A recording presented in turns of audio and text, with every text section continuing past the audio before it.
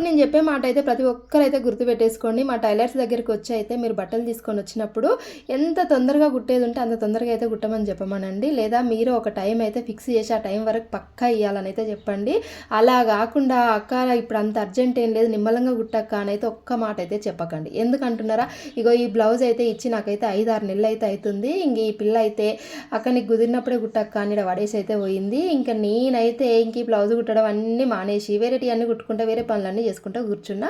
ఇక ఆ అమ్మాయిది ఇప్పుడు బర్త్డే ఉంది, వచ్చి అక్క రేపు నా బర్త్డే అయిందా బ్లౌజు అనేసి వస్తే ఇంకా చేసే పని ఏం లేక ఎక్కడ పడేసి ఈ బ్లౌజ్ అయితే కుట్టిద్దామని ఇగో మిషన్ పెట్టి ఇలా ఆగం ఆడావుడిగా అయితే కుట్టిచ్చేస్తున్నా. అందుకోసమే చెప్తున్నానండి, మీరైతే ఈ మాట చెప్పకండి. అలాగే మనము ఇప్పుడు ఓవర్లాపింగ్ అనేది అందరి దగ్గర అవైలబుల్లో ఉండదండి. అలాంటి వాళ్ళకైతే ఈ వీడియో ఒకసారి అయితే అబ్జర్వ్ చేయండి. నా మాటలతో పాటు వీడియోని కూడా అబ్జర్వ్ చేయండి. ఓవర్లాపింగ్ లేకుండా ఒక్క పోగు కూడా బయటికి రాకుండా